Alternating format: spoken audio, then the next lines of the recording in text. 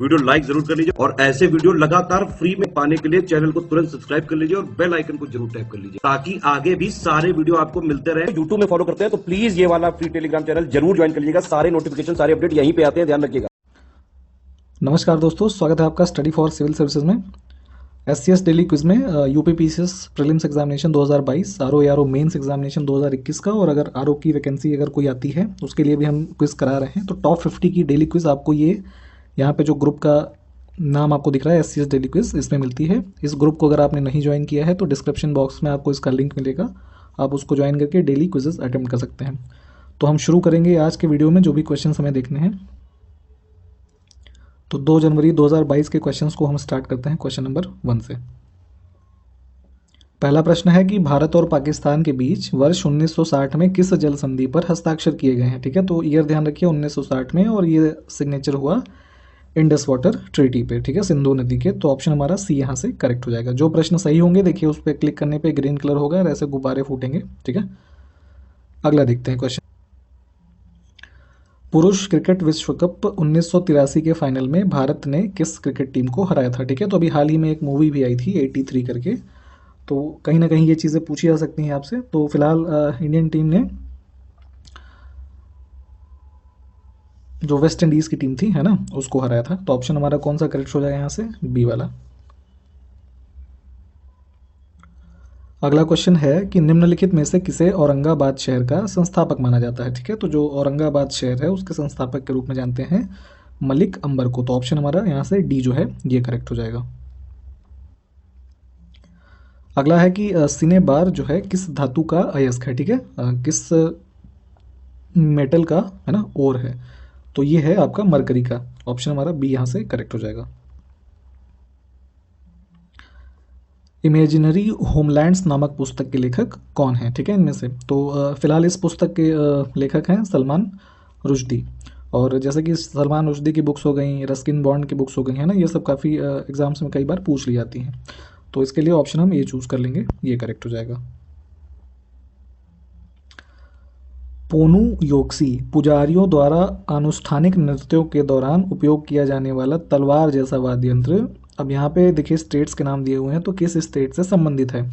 तो पोनु योक्सी जो है, अब यहाँ पे देखिए डी ऑप्शन हमें नहीं दिख रहा है, वो भी देख लेते हैं, अरुणाचल प्रदेश। ठीक है, तो ये यहीं से संबंधित है। तो ऑप्शन हमारा डी करेक्ट हो जाएगा। ठीक है, और नीचे आप ये दोनों भाषाओं में क्वेश्चंस को आप देख सकते हैं, ऊपर ये इंग्लिश में भी लिखा हुआ है। तो अगला देखते हैं, चलिए। अगला है कि 1996 में स्थापित विनिवेश आयोग, ठीक है, जो कि डिसइन्वेस्टमेंट कमीशन है।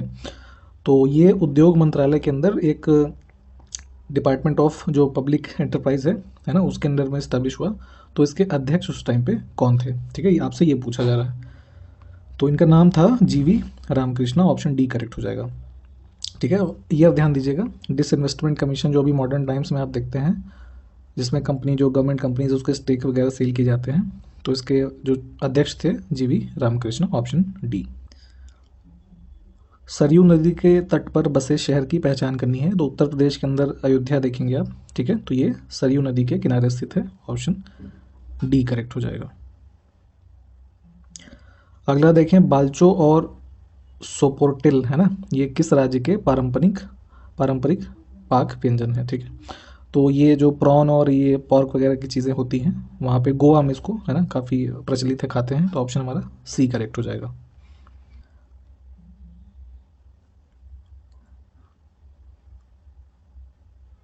अगला देखिए, बागुरम्बा असम के बोडो समुदाय का एक, अब इनमें से क्या है। ठीक है, तो बोडो समुदाय का ये फोक डांस है, लोक नृत्य है। ठीक है, बागुरम्बा, और असम में इसको करते हैं। तो ऑप्शन हमारा कौन सा करेक्ट हो जाएगा इसके लिए, बी वाला। अगला देखिए कि हाल ही में किस राज्य ने राज्य में साइबर तहसील बनाने के प्रस्ताव को मंजूरी दी है। ठीक है, proposal to create a cyber tehsil. ठीक है, तो ये किया गया है मध्य प्रदेश के अंदर। तो ऑप्शन हमारा सी करेक्ट हो जाएगा। हाल ही में, अब देखिए यहाँ पे कुछ कंपनीज के नाम लिखे हुए हैं, तो किसने उड़ान योजना के माध्यम से क्षेत्रीय हवाई संपर्क को बढ़ावा देने के लिए नागरिक उड्डयन मंत्रालय के साथ भागीदारी की है। ठीक है, तो जो हमारा स्कीम थी उड़ान, है ना, उड़े देश का आम नागरिक। ठीक है, तो इस योजना के माध्यम से ये एयर कनेक्टिविटी रीजनल में प्रमोट करने के लिए ये किया है आपका एसोसिएशन मेक माई ट्रिप ने। तो ऑप्शन हमारा ए जो है ये करेक्ट हो जाएगा। अगला देखिए कि ब्लैंक स्पेस, अब इसमें चौथी स्कॉर्पियन श्रेणी की पनडुब्बी को हाल ही में भारतीय नौसेना द्वारा मुंबई के नौसेना डॉकयार्ड में सेवाओं में शामिल किया गया है। ठीक है, तो ये फोर्थ स्कॉर्पियन क्लास की पनडुब्बी है, इसका नाम है वेला। ठीक है, और इसको मुंबई के जो हमारा नेवल डॉकयार्ड है वहाँ पर इसको कमीशन किया गया है। तो ऑप्शन हमारा ए यहाँ से करेक्ट है। साहित्य अकादमी पुरस्कार विजेता प्रख्यात असमिया, अब इसमें से इनका प्रोफेशन आपसे पूछा जा रहा है। तो इनका नाम था सनंत तांती, है ना। तो इनका हाल ही में निधन हुआ है। तो ये असम से थे सनंत तांती जी, और ये प्रसिद्ध एक कवि थे। तो ऑप्शन हमारा ए करेक्ट हो जाएगा, पोएट। हाल ही में सेना प्रमुख ने, अब यहाँ पे ब्लैंक स्पेस, तो कहाँ पर सैन्य अभ्यास दक्षिण शक्ति का अवलोकन किया है। ठीक है, तो ये ऑब्जर्वेशन में गए थे जो हमारे सेना प्रमुख हैं MM नरावने जी, और ये स्थल है जैसलमेर। तो ऑप्शन हमारा ए करेक्ट हो जाएगा इसके लिए। जेवर हवाई अड्डे के साथ उत्तर प्रदेश अंतर्राष्ट्रीय हवाई अड्डे वाला पहला भारतीय राज्य बन गया है। ठीक है, तो अभी जो हाल ही में इनॉग्रेशन हुआ जेवर हवाई अड्डे का, तो इसके साथ उत्तर प्रदेश के अंदर टोटल 5 इंटरनेशनल एयरपोर्ट हो गए। ठीक है, तो ऑप्शन हमारा बी करेक्ट हो जाएगा। अगला है कि जेवर हवाई अड्डा जो है उत्तर प्रदेश के किस जिले में स्थित है। ठीक है, तो ये स्थित है गौतम बुद्ध नगर में। ऑप्शन डी करेक्ट हो जाएगा यहाँ से। अगला प्रश्न है कि केंद्रीय मंत्रिमंडल ने प्रधानमंत्री गरीब कल्याण अन्न योजना को किस अवधि तक आगे बढ़ाने की मंजूरी दी है। ठीक है, तो जब कोरोना का फर्स्ट लॉकडाउन हुआ था 2020 में, ठीक है, तो उसके बाद ये स्कीम चालू हो गई थी जिसके अंदर मुफ्त में राशन दिया जाता था लोगों को। तो यहाँ पे अभी इसको एक्सटेंड कर दिया गया है फॉर द थर्ड टाइम, और ये एक्सटेंशन का पीरियड है हमारा मार्च 2022 तक। ठीक है, तो ऑप्शन हमारा करेक्ट हो जाएगा ए वाला। अगला है कि हाल ही में सरकार ने वेतन दर सूचकांक, ठीक है, जो वेज रेट इंडेक्स है, ठीक है, तो इसके लिए आधार वर्ष में संशोधन किया है। ठीक है, तो जो इसका बेस ईयर है, ठीक है, तो अभी जो नया वाला है आपसे ये पूछा जा रहा है, तो ये कर दिया गया है 2016। उसके बाद से ये बेस ईयर काउंट करके वेज रेट इंडेक्स जो है इसको प्रिपेयर करते हैं। तो ऑप्शन हमारा यहाँ पे ए वाला करेक्ट है। भारत में हर साल किस तिथि को राष्ट्रीय दुग्ध दिवस मनाते हैं ना, नेशनल मिल्क डे, तो ये मनाते हैं 26 नवंबर को। ठीक है, जो हमारा कॉन्स्टिट्यूशन डे है उसी दिन। ऑप्शन हमारा ए करेक्ट हो जाएगा। अगला प्रश्न है कि भारत में राष्ट्रीय दुग्ध दिवस जो है किस वर्ष से मनाया जा रहा है। ठीक है, तो अभी हमने किस तिथि को था वो देखा, और ये मना रहे हैं अब हम 2014 से। तो ऑप्शन हमारा सी करेक्ट हो जाएगा इसके लिए। भारत का संविधान दिवस कब मनाया जाता है, तो ये भी हमने ऊपर ही बता दिया आपको। ठीक है, 26 नवंबर को, जिस दिन हमारा कॉन्स्टिट्यूशन अडॉप्ट किया गया था। ठीक है, कॉन्स्टिट्यूएंट असेंबली के द्वारा, और इसी को लॉ डे भी कहते हैं। ठीक है, तो ऑप्शन हमारा सी करेक्ट हो जाएगा इसके लिए। हाल ही में भारत और इंडोनेशिया के बीच कॉर्पेट का, है ना, कॉर्पेट एक्सरसाइज जो है, तो उसका कौन सा संस्करण हिंद महासागर क्षेत्र में आयोजित किया गया। तो इंडियन ओशन के रीजन में ये इसको आयोजन किया गया, और ये हमारा नंबर था 37। तो ऑप्शन हमारा ए यहाँ से करेक्ट हो जाएगा इसके लिए। अगला देखिए कि contested lands India China and the boundary dispute, है ना, इस नामक पुस्तक जो है वो किसने लिखी है। तो ये इसके लेखक हैं मरूफ राजा। तो ऑप्शन हमारा ए करेक्ट हो जाएगा यहाँ से। अगला है कि SDG अर्बन इंडेक्स और डैशबोर्ड 2021-22 में किस शहर ने शीर्ष रैंक हासिल किया है। ठीक है, तो सस्टेनेबल डेवलपमेंट गोल्स जो हैं उसके अर्बन इंडेक्स और डैशबोर्ड में इधर देखेंगे हम, तो शिमला जो है वो फर्स्ट रैंक पे है हिमाचल प्रदेश का। तो ऑप्शन हमारा ए करेक्ट हो जाएगा इसके लिए। अगला है कि भारत साइट्स, है ना, तो इसका फुल फॉर्म है convention on international trade in endangered species on wild fauna and flora. ठीक है, तो इस कन्वेंशन का जो भारत हस्ताक्षरकर्ता किस वर्ष बना है ना, सिग्नेटरी इंडिया जो बना है, तो ये वर्ष है हमारा 1976। तो ऑप्शन हमारा सी करेक्ट हो जाएगा। अगला देखें कि मुहुरी नदी जो है आपको भारत के किस राज्य में मिलेगी। ठीक है, in which Indian state you will find river Muhuri, तो ये मिलेगा आपको त्रिपुरा के अंदर, नॉर्थ ईस्टर्न इंडिया में। तो ऑप्शन हमारा डी करेक्ट हो जाएगा यहाँ से। अगला देखिए कि पाथरू घाट विद्रोह जो है किससे संबंधित है। ठीक है, तो 18वीं सेंचुरी के अराउंड में ये पाथरू घाट विद्रोह जो हुआ था ये किसानों का मूवमेंट था, मतलब पीजेंट अपराइजिंग थी। तो ऑप्शन हमारा डी करेक्ट हो जाएगा इसके लिए। जुगाली करने वाला जानवर निम्नलिखित में से कौन सा है, ठीक है। तो जुगाली करना बेसिकली जो खाने को पचाने की एक प्रक्रिया है, ऐसा चबा चबा के की जाती है, तो ये यहाँ पे देखेंगे तो गाय से संबंधित हो जाएगी। तो ऑप्शन डी करेक्ट है इसके लिए। निम्नलिखित में से उस मिश्र धातु की पहचान करें जिसमें सीसा यानी कि लेड एक घटक होता है, इसका एक कंपोनेंट होता है, ठीक है। तो ये है सोल्डर। ऑप्शन हमारा बी करेक्ट हो जाएगा यहाँ से। निम्नलिखित में से कौन एक ऊंचे दर्जे के पिस्टल शूटर हैं, ठीक है। तो ये काफ़ी फेमस हैं, सौरभ चौधरी नाम है इनका, काफ़ी अवार्ड्स वगैरह जीते हैं इन्होंने। तो ऑप्शन ए करेक्ट हो जाएगा इसके लिए। वर्ष 1999 में किस भारतीय प्रधानमंत्री ने शांति घोषणा पर हस्ताक्षर करने के लिए लाहौर की बस यात्रा की थी, ठीक है। तो वर्ष 1999 में पाकिस्तान की यात्रा की लाहौर तक, है ना, बस के थ्रू अटल बिहारी वाजपेयी जी ने, ठीक है। और यहाँ पे पीस डिक्लेरेशन पे साइन किया गया। तो ऑप्शन डी करेक्ट हो जाएगा। अगला देखें कि फरवरी 2021 के अनुसार निम्नलिखित में से कौन सा देश दूध का सबसे बड़ा उत्पादक है, ठीक है। विश्व में दूध का सबसे बड़ा उत्पादक अगर देखेंगे तो अभी वर्तमान समय में भी ये है इंडिया। तो ऑप्शन हमारा डी करेक्ट है।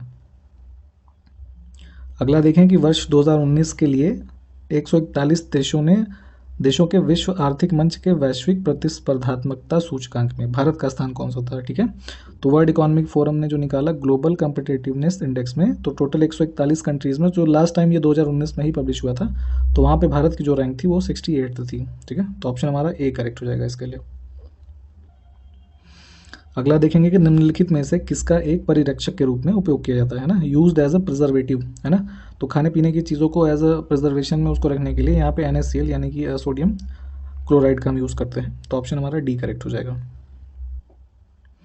अगला देखेंगे कि निम्नलिखित में से किस प्रक्रिया में ऑक्सीजन की महत्वपूर्ण भूमिका होती है, ठीक है। तो ऑक्सीजन जो इंपॉर्टेंट रोल प्ले करता है, तो अगर कोई चीज़ जल रही है, अगर उसको ऑक्सीजन मिलेगी तो वो और तेज़ से जलने लगेगी, ठीक है। तो एक इंपॉर्टेंट रोल है ऑक्सीजन का यहाँ पे।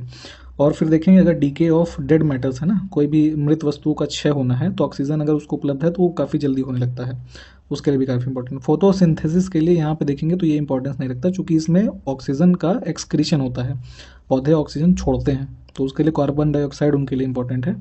तो अगर हम यहाँ पे देखें तो हमारा ऑप्शन डी करेक्ट हो जाएगा, बोथ ए एंड सी। अगला देखिए कि अस्थि मृदुता जो है किस विटामिन की कमी से होती है, जिसको ऑस्टियोमलेशिया बोलते हैं। तो ये होता है विटामिन डी की कमी से। अगर सनलाइट वगैरह प्रॉपर नहीं मिल रहा है तो विटामिन डी की कमी होगी और उससे अस्थि मृदुता की बीमारी हो सकती है आपको। अगला देखिए कि निम्नलिखित में से कौन सा युग्म दृष्टि दोष और सुधार लेंस के संदर्भ में सही सुमेलित है, ठीक है। तो जैसे कुछ आंखों में प्रॉब्लम्स हो जाती हैं, दोष आ जाते हैं ना, डिफेक्शन हो जाता है, तो उसमें कौन सा लेंस यूज़ करके उसको सही कर सकते हैं। तो जैसे मान लीजिए कोई मायोपिक है ना, निकट दृष्टि दोष है, तो उसका मतलब उसको दूर की चीज़ नहीं दिख रही है, तो अवतल लेंस का यूज़ करके उसको चश्मा लगाते हैं तो उसको दूर की चीज़ें साफ दिखाई देने लगती हैं।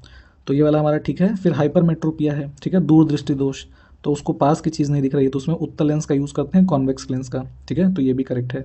फिर है प्रेस बायोपिया, जरा दूर दृष्टि दोष, तो इसमें बाईफोकल लेंस यूज़ करते हैं, है ना, जिसमें दो लेंसेज हैं एक तरीके से कह लीजिए। तो तीन के तीनों हमारे सही हो गए, सही पेयर मैच हैं, तो हम ऑप्शन डी चूज़ करेंगे, ऑल ऑफ द एबव।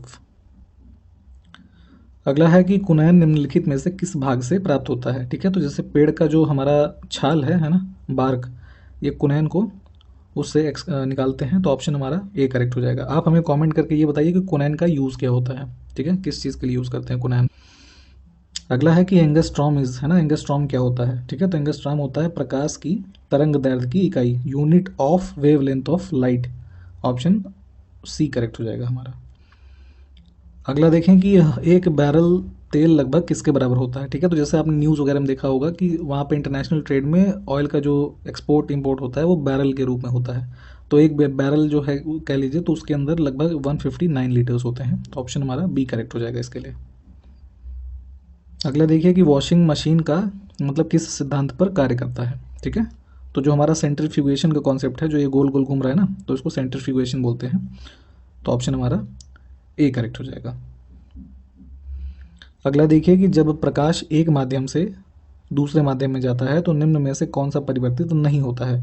तो जैसे मान लीजिए मीडियम 1 है ए, दूसरा है बी, ठीक है। तब वेव इधर से आ रही है ए के थ्रू, मान लीजिए एक माध्यम से दूसरे बी में जा रही है, ठीक है। तो यहाँ पे परिवर्तित नहीं होगा, उसकी फ्रीक्वेंसी जो होगी, आवृत्ति, वो सेम होगी, बाकी उसकी वेलोसिटी, वेवलेंथ और इंटेंसिटी जो है ये चेंज हो सकती है डिपेंडिंग अपॉन द जो हमारा मीडियम है उस पर डिपेंड करेगा। तो ऑप्शन हम ए चूज़ करेंगे यहाँ पे। अगला देखिए कि सूर्यवंशी गजपति राजवंश का संस्थापक कौन था जिसने 15वीं शताब्दी में उड़ीसा और आंध्र प्रदेश के कुछ हिस्सों पर शासन किया। ठीक है, तो सूर्यवंशी गजपति राजवंश, ध्यान दीजिए। और इनके संस्थापक जो थे 15वीं शताब्दी में इन्होंने उड़ीसा और आंध्र प्रदेश पे शासन किया। इनका नाम था कपिलेंद्र देव। ऑप्शन हमारा डी करेक्ट हो जाएगा। अगला देखें कि द एंड ऑफ इमेजिनेशन इस नामक पुस्तक की लेखक या लेखिका कौन है इसमें से। ठीक है, द एंड ऑफ इमेजिनेशन के लेखक हैं Arundhati Roy. Option B correct हो जाएगा। 1773 से 1785 तक ब्रिटिश भारत के पहले गवर्नर जनरल कौन थे। ठीक है, तो टाइम पीरियड देखिए 1773 टू 1785 और ये थे वॉरेन हेस्टिंग्स। तो ऑप्शन हमारा बी करेक्ट हो जाएगा यहाँ से। अगला देखें कि time magazines 2021 person of the year कौन है। ठीक है, तो टाइम पत्रिका लगभग हर वर्ष पर्सन ऑफ द ईयर का एक वो निकालती है। तो यहाँ पे 2021 के लिए है एलॉन मस्क। ठीक है, विश्व के सबसे अमीर आदमी। तो ऑप्शन हमारा ए करेक्ट हो जाएगा। स्पेस एक्स से संबंधित हैं, आपने जानते होंगे इन्हें। अगला देखें कि निम्न में से किसे टाइम पत्रिका के वर्ष 2019 के पर्सन ऑफ द ईयर के रूप में चुना गया है। ठीक है, तो ये एनवायरमेंटल एक्टिविस्ट हैं ग्रेटा थनबर्ग। ठीक है, तो ये 2019 के लिए पर्सन ऑफ द ईयर थी। फिर 2020 में जो बिडेन और कमला हैरिस, ठीक है, जो यूएस के प्रेसिडेंट और वाइस प्रेसिडेंट हैं, ये थे। और 21 का भी हमने ऊपर बताया एलॉन मस्क। तो इसके लिए ऑप्शन बी करेक्ट है यहाँ पे। अगला देखिए कि होलसेल प्राइस इंडेक्स के बारे में आपसे पूछ रहे हैं, WPI। ठीक है, तो यही फुल फॉर्म है इसका, ऑप्शन डी वाला। यहाँ पे पहले से ये करेक्ट टिक हुआ है, तो ऑप्शन डी करेक्ट है इसके लिए। ठीक है, तो आज के वीडियो में इतना ही। हम सारे क्वेश्चंस को आप अच्छे से देख लीजिए। हम अगले वीडियो में आपसे मिलते हैं। नमस्कार, जय हिंद।